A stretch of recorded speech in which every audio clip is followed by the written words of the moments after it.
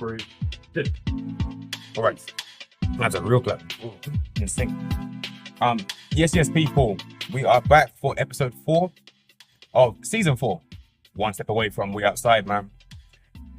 So we're here, man. We're here again, and we would like to interview our brother, Okay. Big Man Jay, Yeah. on what he has done and what his experiences are out here, and challenges on both sides of the level in agricultural land, in just living in a different country and different culture, and what that means for our people of one step away from DNA, and what we can learn and take forward with living in Western society.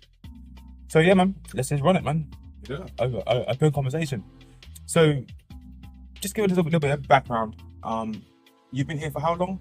5 years. 5 years, yeah. 5 years. Came here to actually 6. Yeah, 5 years. Came in 2020. Yeah. Came in 2020. Yeah. And what was your intention when you came here? Holiday.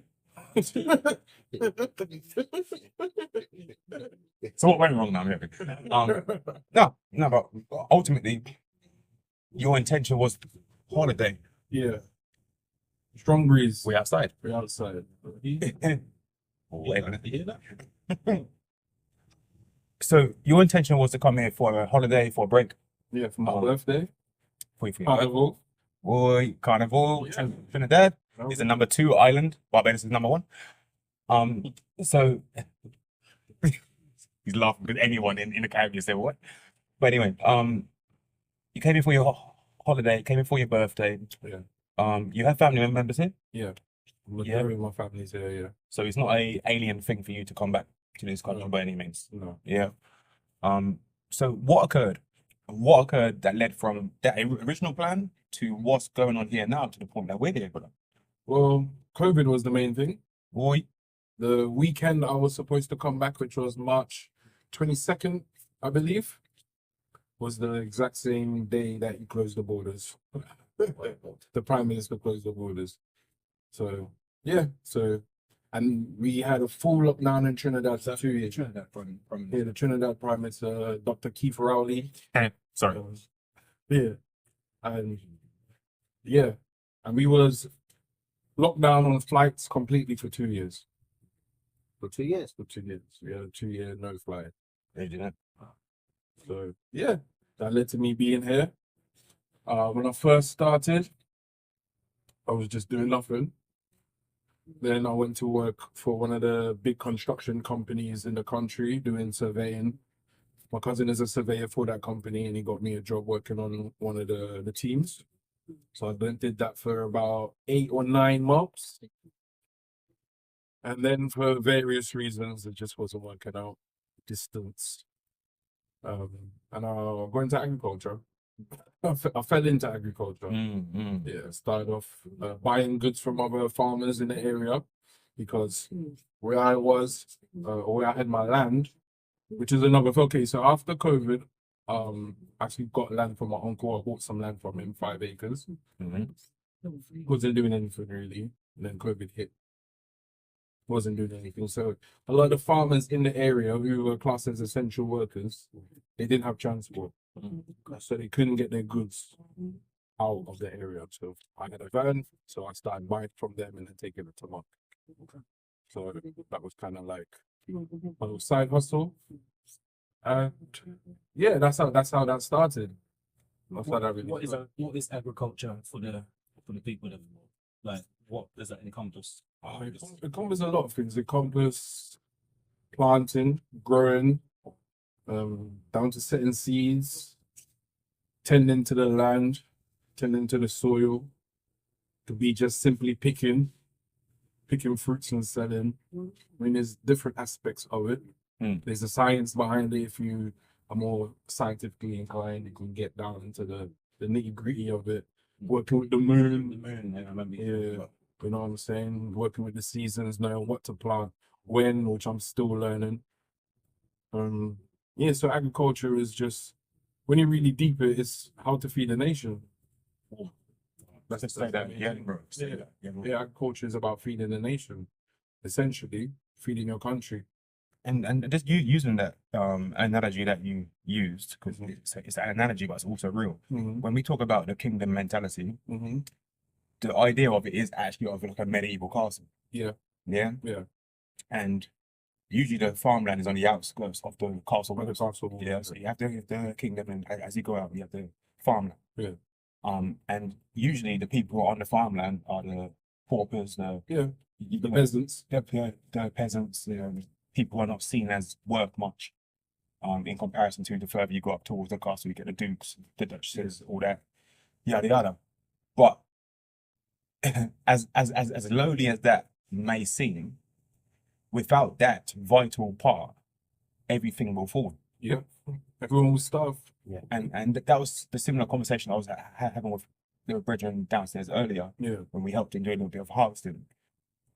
We said that we've lost that Yeah. in terms of the importance Yeah. of knowing that land Mm-hmm. is the key for everything. Yeah. And then we lose that to the point that we sell that land to buy bricks. Yeah. Mm. Yeah. You understand what I'm saying? Yeah. Where bricks can't give you nothing apart from shelter. Far from shelter. Yeah. But Well, you have to put the bricks on the land. You need land to put the bricks. The bricks come from the land. so if you sell your ownership, you have to now rent on land. Yeah. The same land that you're willing to sell Yeah. to another party. To another party. Yeah. And that's what we've lost, because Western society and capitalism has taught us that the city life, materialism is the way. Yeah. Yet these same big gurus, if we talk about COVID that you mentioned earlier, one of the biggest land acquisitions was done by Bill Gates During COVID. during COVID. Yeah.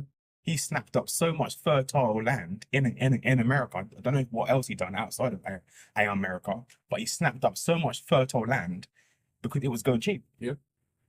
So it was a business move, Mm-hmm. and he saw the value in. If someone like Bill Gates, like, he knows more about money than any of us here. Yeah, Mhm. he knows how to make money. He knows what works. Now, if he's snapping up agricultural fertile land like that, I think he's the highest. I think he's the largest owner of Yeah. fertile land in America. in America. Yeah. So if he chooses in any second to say, "Nah, I'm not going to grow nothing on any of my lands," Done. right? So that's power now, Mm-hmm. but it comes from land. Yep. Right. So go. But also, again. there's another aspect to that. They snapped up all that fertile land Mm. for a different reason. Because without going down too much into it, there is also some modifications of seeds happening. Yeah. GMO. Right. GMO. So there is that aspect of it. So now you have control of the source and what they have. Yeah. Yeah. Yep. So it's not just about I can say I'm not planning anything. It's about what I can Can plan. control, what you can put in your body now. Mm-hmm. So that's that much. But we won't go too much into that. Yeah. I guess for me, my question would be around what's been the challenges you've faced. You didn't take my question, boy. Rick, mine, what's been some of the challenges that you've faced? Because obviously having conversations, we are aware there's been some challenges there, but it'd be interesting just to air them out to see where you sit with that. Well, obviously the basic one is finances. With more money, you could do a lot more. Yeah. But beyond that, there's a lot of things that could be done without money that became a challenge. So, for instance, just finding trustworthy people to have around me.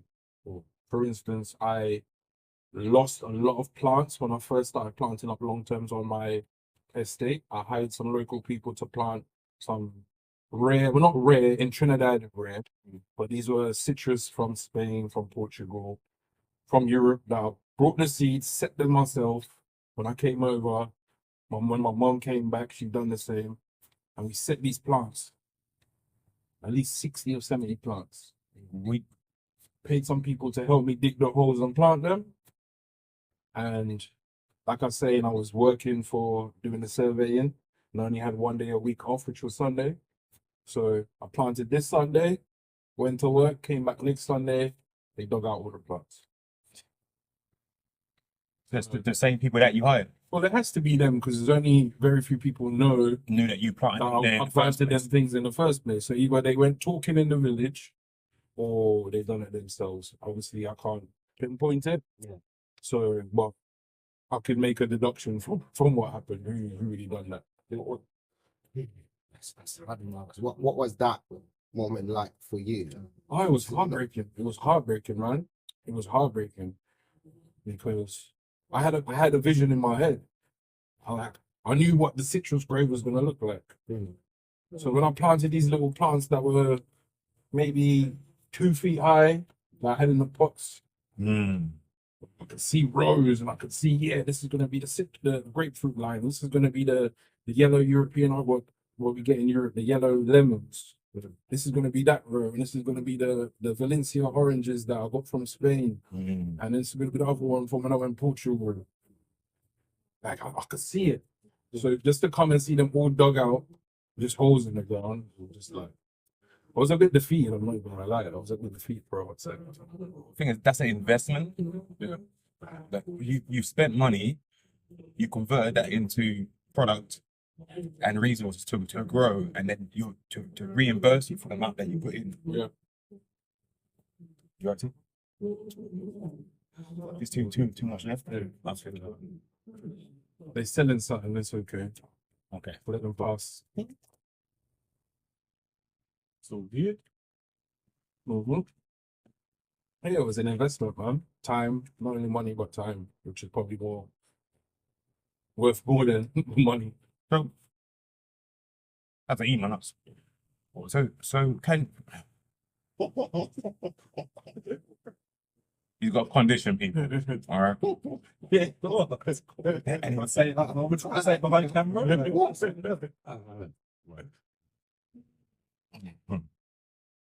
So in regards to that challenge, Mm-hmm.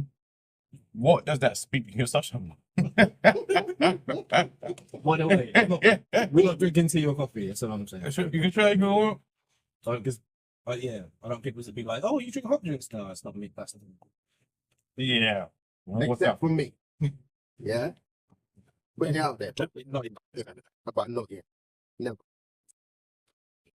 Anyway, we didn't even state what we were drinking. So, anyways, carry on. so going back to the challenges, Jay, Yeah. and people, you hiring people, so you've got double costs. You Yeah. pay for the produce, and you pay people to plant, and Yeah. and then everything's gone. Yeah. So that money's gone, and the product's gone. Yeah. So the investment gone. And what would you say that speaks to in regards to why that occurs? Would you say it's prevalent in this country? Or would you say it's normal? Predial larceny is probably Sorry, can you say that word again? predial larceny. We never know heard that. So larceny we all know as Yeah. like theft, Mhm. and predial has to do with the land. So Okay. stealing of land and goods on the land there. Mhm. And I would say when it comes to farmers, that is probably the highest obstacle that all farmers in Trinidad face. Which is crazy because if you compare it to like Western society, usually bad crops that leads to loss of finance Yeah. rather than larceny. And larceny, yeah. But what do you think that speaks to? Why here does that become the main cause of loss for farmers? One of them be proximity. With proximity, definitely. The environment within that proximity. So, for instance, I could speak for Maruga because, like I said, I've been there 5 years. So, Maruga, quick history lesson. Maruga is where Christopher Columbus stumbled upon Trinidad. Some say he discovered it, but that's where he stumbled upon Trinidad. And historically, the growth of Trinidad has a lot to thank Maruga for. A lot of the natural gases still get pumped out of there today. Yet it is probably the most underdeveloped part of the country. So for the place that built the country is now, and is so-called starting point of the Western influence on the country, still remains to this day the most undeveloped part. And what does being undeveloped bring? A undeveloped community or I guess area. What does that bring? What are the outcomes of that? Well, it's social and economic hardship. All right, so there's not enough money coming into the people. Yes, millions of dollars might be being pumped out there every day to this day. Millions of dollars are getting pumped out every day. via natural gases. Millions. But they're not reinvesting. They're not reinvesting in the community. The roads are horrible, so therefore access is a problem. Amenities for the most part are horrible, so especially where my land is, no lights, no water. Even though there is electrical high tension lines running on the borders of my land, and most of the farmers in my area still can't get access to that. So what I'm hearing then is when we talk about undesirable outcomes, yeah, you've mentioned quite a few undesirable outcomes within a single space. Yeah. And then we're talking about people are one step away from DNA. Yeah. And all the other trauma and variabilities that come with that. Yeah. To make us one step away from negative outcomes. Yeah. And a simple trigger of opportunity occurred with your farmland. Yeah. Yeah. So let's just picture this, people. Everything that we talk about with one staff DNA, undesirable outcomes, everything that we're trying to build, which is which is our nation. We have a bunch of people. So Jay has come over, holiday, blah blah, got trapped over due to COVID, had to reinvent himself. Boom, he went into agricultural land, invested some of his money into land around a group of people who have multiple undesirable outcomes and who have a background linked to one step away from DNA. Yeah. Now they see 60 fresh viable plants. Yeah. That they've been paid for. Yeah, but it's not enough. So because of their undesirable outcomes, they are unable to see brotherhood. No. Yeah, because the way I see it, Jay, is that if I'm of one step away from DNA, I'm in a poverty-stricken in environment that's being pillaged and say the word starting with R and rhymes with grape from other nations. Extracted all the natural resources, and now flies along a brother who looks like me, and offers me work, and pays me work. You are gold to me. But there's another angle though. I think anyway. So is that I can just finish my little point there? Yeah. If you don't mind. You're gold to me, Jay, and the reason why is because you've offered me a way out of having to steal. Yeah. You've offered me a way out of being in poverty. So if you offer me one piece of work, if I do that piece of work for you with quality to the point you'd be like, I didn't ask you to do that much. Oh, no, let's do that. You're going to give me a second work. Yeah. You're going to give me a third. Yeah. And before you know it, my poverty is starting to slowly become one step away from positive outcomes rather than negative. Yeah. But if I don't see you as a brother, and if I focus on short-term outcomes rather than long-term, which is the hard road, I will rob you. Yeah. Because you can buy more. I can't. So, yeah, I just want to hone that point in there, T. Sorry. Yeah, man, all good. I think from my perspective, there's another angle to it. It's the fact that even though you were born here, you come back in, you're a foreigner still. I am. I experienced the same thing when I got back. Yeah. Just the locals will treat it differently. When the price is higher. Yeah. Right? So that could be another aspect of That is another aspect.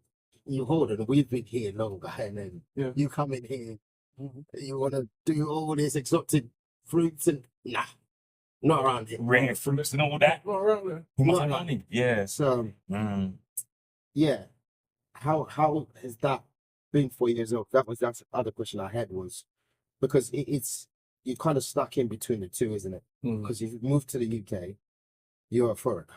Yeah. Right. So you live most years there. Yeah. And then you come back, you're now a foreigner. I'm now a foreigner. Yeah.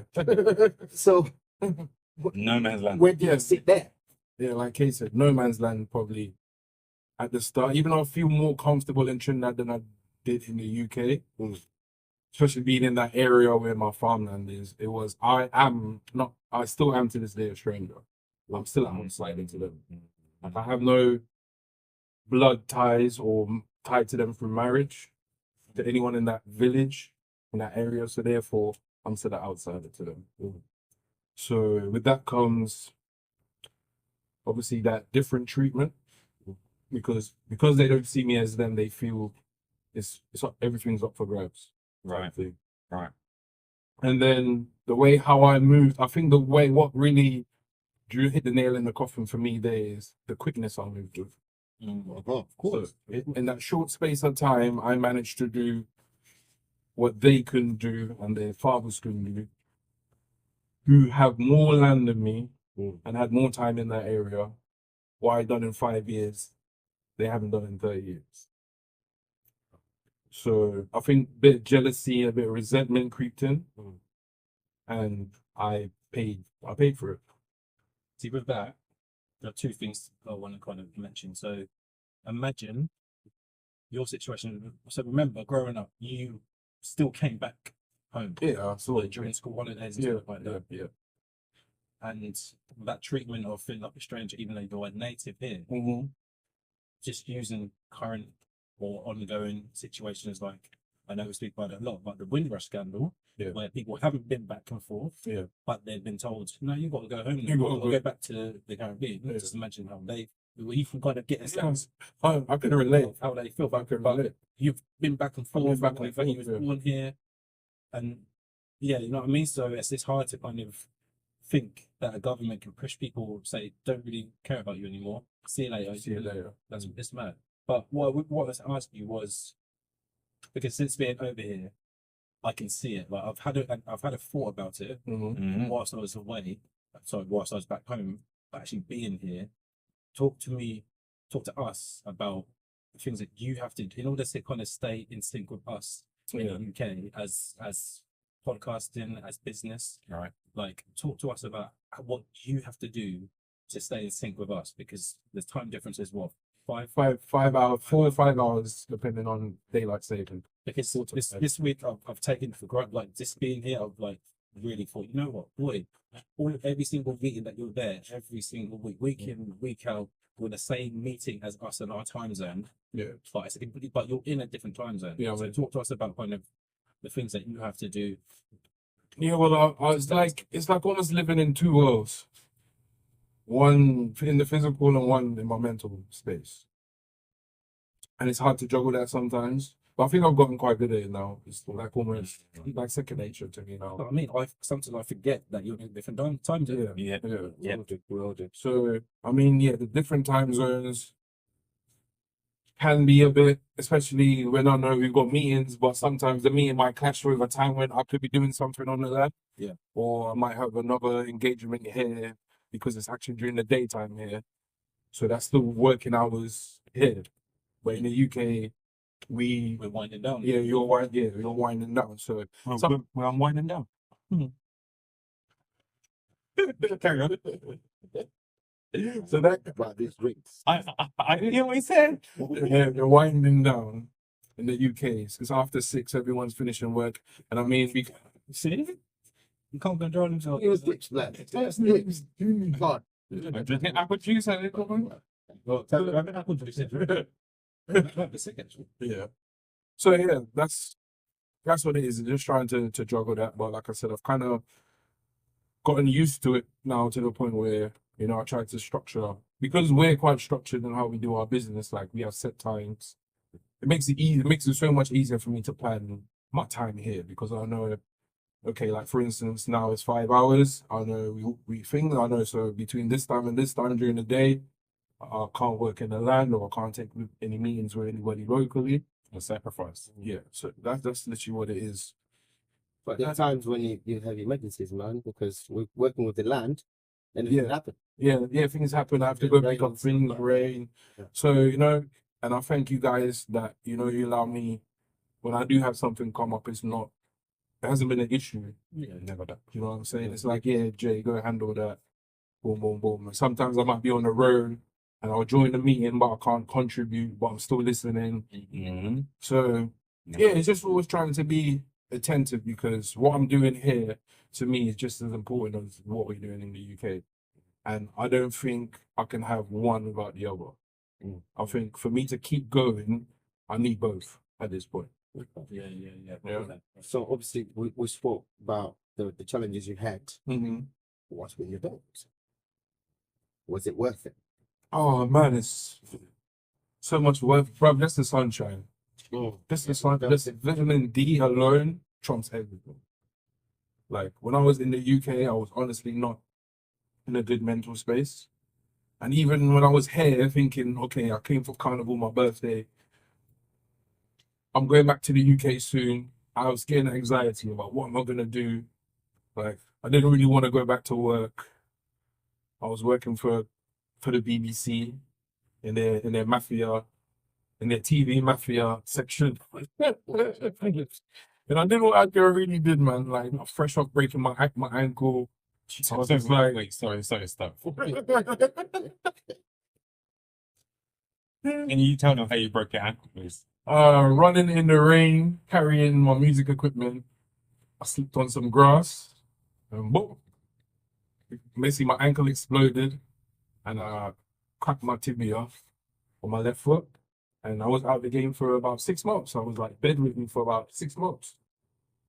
And thank you. You lot came and saw me, brought me food, spent time with me, gave me company. I picked you up from the hospital, didn't I? Yeah, actually, yeah, you were the one who picked me up from the hospital. Yeah. I appreciate that. And what I bring you for food? No, Did I no, think- Roxy. No, it wasn't variety. What did you? It's worse. What did you make? Was it that spinach concoction with bare different types of meat to help you recover? Right. You wanted to give me goblet, pretty much. And have you laid in a bed fired for weeks, and I couldn't move or do nothing. So bittersweet, but yeah, no, I appreciate that. Love. So yeah, it was. So I was dreading coming back to the UK. I wasn't even gonna lie. I had a dirty anxiety. I was also living a life that wasn't 100% safe, shall we say? So there was What also stuff? 100 zero stuff. I hear you. So Does it no? yeah, so it was like, oh, anything could happen if I go back to the UK. So to me, it was a blessing. So that was a great benefit of that happening. But the sun definitely changed my whole mental space, changed how I felt, like how I saw everything. Being on the land, fresh air, just touching the soil, walking barefoot again, like walking on the road barefoot. Like even people in Trinidad in the village thought I was crazy because I was walking around barefoot. And it's just like, you lot didn't understand. grounded, man. You know I'm big on that. It's all about grounding, you know what I'm saying? Like, that was a great benefit. Eating fresh food, the exercise, obviously my family, seeing my family. I've been away from my family the majority of my life. So it was just like, there was a lot more benefits that, to me, outweighed the cons and the obstacles I had to face, man. And with well, I can't speak for you guys, but I've seen that, I've felt it myself. But mine is still walking barefoot. I can't jump on that. That's you, man. But everything else you said, Yeah. just being here for a short period of time, the sun, the fresh air, the exercise, even though you're not even thinking, well, I'm gonna exercise now. You're exercising, man. You're exercising. Like just walking up and down that hill or whatever, or you're always moving. The sun's taking a bit of your power, or giving you power, but it's taking energy. It's taking energy, yeah. But it's giving you energy at the same point. Well, I mean, you guys felt that going down there harvesting today. Just from that trek from the top of the hill to the bottom to bring the goods back up. I bet everybody you're busting sweat. I'm busting sweat. You get me? Even if you made one trip. 100%. But it's good, honest work, though. Yeah. It's good, honest work, and I can't. Okay. But I can't say that is the case 100% for any job people might have in the UK. No. Yeah. And you literally see the benefit of your works within the moment. Yeah. You're not waiting for the end of the month to get paid to see the benefit of your works. But you don't know. If we're honest, who here really show of hands would say what I do for my workplace, I get good compensation for. Yes. You can 100% say you are happy with your pay. Yeah, two drink. Nonsense. Yeah, two drink. Yeah, two drink and two alive. Listen, anyway, we're not gonna go too deep in that, but No. we know that that's not the case. But one thing I want to echo what you said about we felt it. I'm pretty sure we all felt it. I'm talking me and for UK as well. And just the other thing of just going down there. Mm-hmm. There's papaya trees there, there's banana trees. You know, Joy, Fake Bok choy. fake that that some cheese, star fruit. yeah, pepper, You know, Yeah. just go in there and just say, Seasonings. seasoning, I want that one. Yeah. I want that one. Yeah, that's it. The one. and there's no sell by date on it. There's no sell by date. You have to look yourself. It's done sit. Yeah, So that's another thing that I felt. It's just it feels to me like freedom. mental health is through the roof for me. Like, and the energy is through the roof. and it took no counselor, No, no tablet, no. The sun, man. The sun and the breeze. and God was the counselor, man. He provided everything. God was the counselor, and brotherhood, which is what God ordained. So, all brotherhood, man. Brotherhood is a weapon. I've said that, man. So with that, Jay, what's the next 5 years looking like for you? For us, man, I really want us to build a land. Well, obviously, you guys know this is one place, but really, I have my own place in Moruga, which is 100% mine. So that it's really to develop that with my brothers here, and we make sure we can get people from the UK. My really big dream is to get young people from the UK, especially from one SAF DNA, to come here and see, there's another part to life. And I could make it here. Do you know what I'm saying? Those from the Windrush generation could see, like, this is what was meant to happen. Like, my grandparents were supposed to come to the UK, yes, help build back the country after World War, get financially compensated, and then bring it back to their country. That was the initial plan for the Windrush generation. Come back, take that, their hard work and the money they earn, and come back and build their country. But somehow they got bamboozled into staying in the UK. Matting. Everyone's asking me, where you at, chef? Hey, doing up farming. Chef, I've been doing up farming. Doing up farming. Hey, chef, I've been doing up farming. Doing up farming. Hey, chef, I've been doing up farming. Chef, strutting round these acres. What you know about crops? Untold weight, I told my blog you can keep that box. I'm fully legit now. I won't see handcuffs. Unless a man trespass and I get mad start licking off. Jay, thank you very much for hosting us, to the interview to give us the insight. Yeah. And this is episode 4, one step away from season 4. We outside. Get that. No way, how can I not flop? I got a trusty blade. Anything in my way getting chopped.